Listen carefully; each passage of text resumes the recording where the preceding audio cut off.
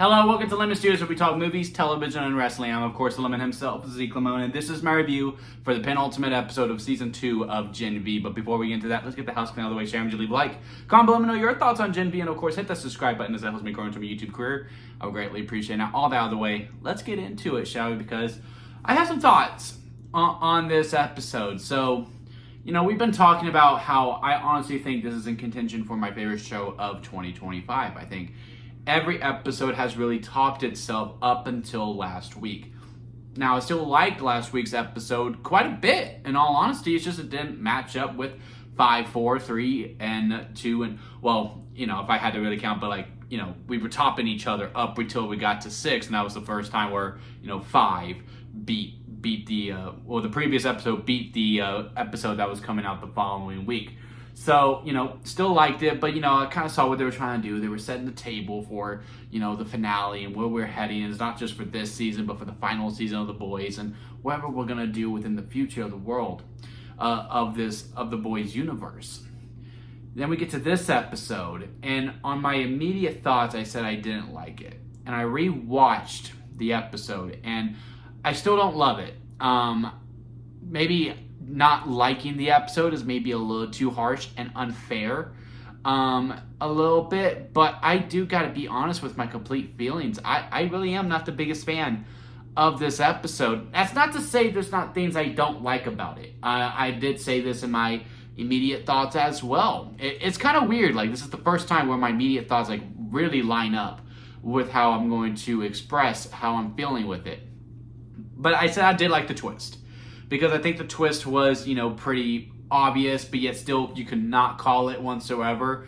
I mean, the fact that Cypher was actually Godolkin this whole entire time, again, I wouldn't have clocked it. I would have thought, you know, Godolkin is his dad or something like that. Like, why is he taking care of Godolkin? Oh, it's his dad. Like, yeah, he beats him, he hates him, and all that, because, you know, you see Cypher, like, beating him up. But, but the turn out that mind control, and God, just how powerful is Godolkin that he's able to mind control into someone else, control their body, and then progress that power even further onto other people, manipulate people like Jordan or, you know, Andre's dad or other people. Like, that's a very, very powerful soup, and I really hope we don't discard him immediately.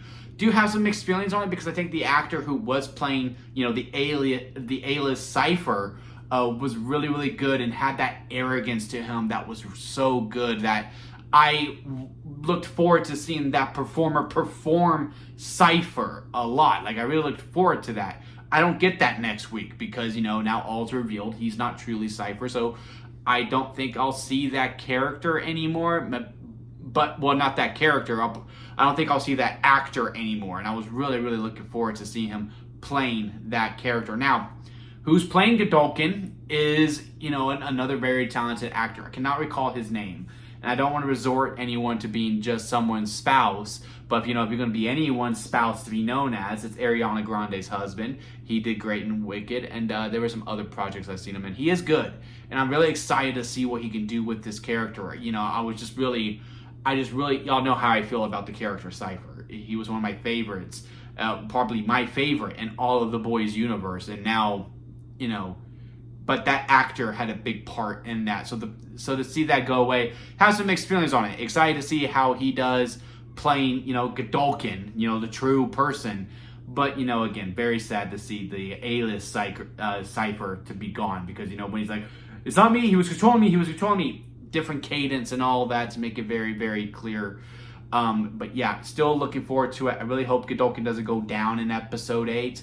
But you know, I hope we see him in season 5 of The Boys, because again, the character I really did enjoy quite a bit. I also really like some of the action sequences in this episode as well. I mean, that whole battle at the training station was a lot of fun. The cat and mouse of who is he controlling? Oh, now he's got to fight them. Oh, now they got to fight him. Oh, now they got to fight him.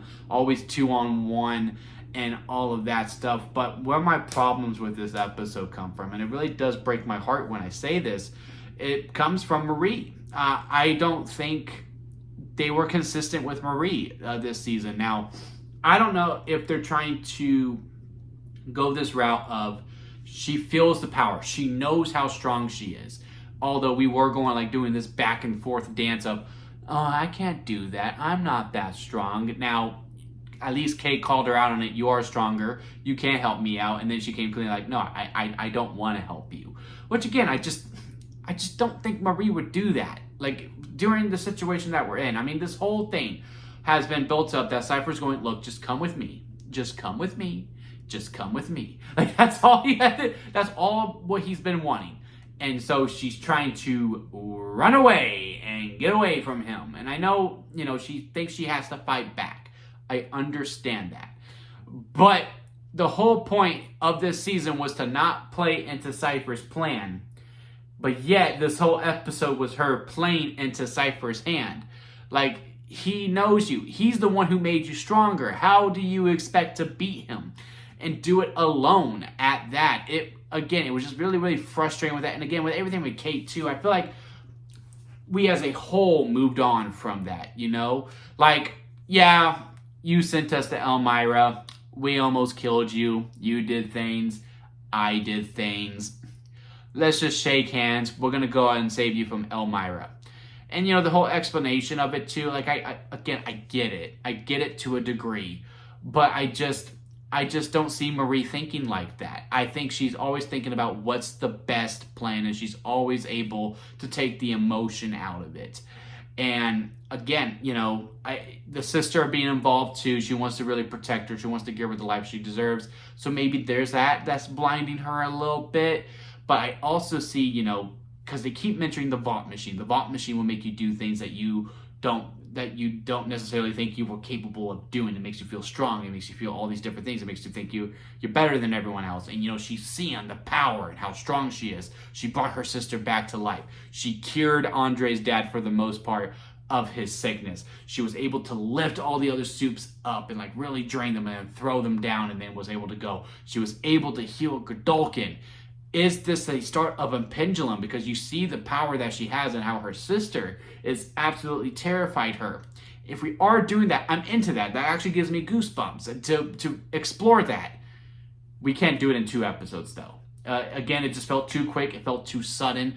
I do feel like, again, Marie would have just really sat down and, really heard Kate out. Yeah, no, we do need someone to, manipulate the brain. God, I don't like you, but, I've been the one who's fighting for you. I still don't know if I can fully trust you. Going back to that scene that Kate and Jordan had going I don't know if I can ever fully forgive you. Yeah, I don't know if I can either. But you're able to move on from that. Marie was just very frustrating in this episode for me, where I'm just like, girl, you know the plan. And usually you're the voice of reason with everyone. And I again, they always try to counter my points that I'm having. To me, I just don't buy it. Kate's yeah, she's not going to listen to reason this time. And then, she's going off on Kate and all that stuff. And, blaming her for Andre's death when Marie earlier on in the season was it was no one's fault for Andre's death.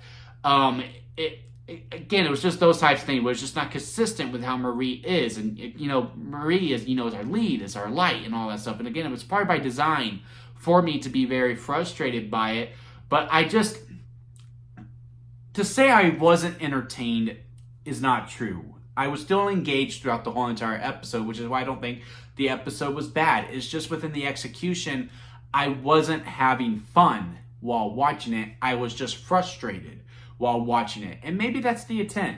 Maybe that was the intent of this episode. And if that's the case, then, mission accomplished for sure. But, I just overall just can't say fully that I can understand a lot of the things that they did in this episode. I can understand a lot of points. And I can also understand that they do try to explain those actions. But I just overall was just BS when it came to it. Now, with that being said, do I still think this is probably going to be my favorite episode of the favorite show of the year? Yes, I do. I mean, Peacemaker season 2 took a little bit for it to get going for me. What other shows did I watch? I mean, we had the Spider-Man show. I have to really think about it, but this show is really standing out to me. That I'm just yeah, no, I really have enjoyed and been entertained throughout every single week. This episode, again, I was still entertained. I was just frustrated, but again, that might be the point of it. I'm still looking forward to the finale next week. I'm still counting down the days. Can't wait to see how this all ends and see how this sets up for the final season of The Boys that comes out next year. Going to be a great year for television, by the way. It's just, out of the six, this one may be, not six. Out of the 7 episodes, this is probably 7 for me, and that's okay. And it's completely fine.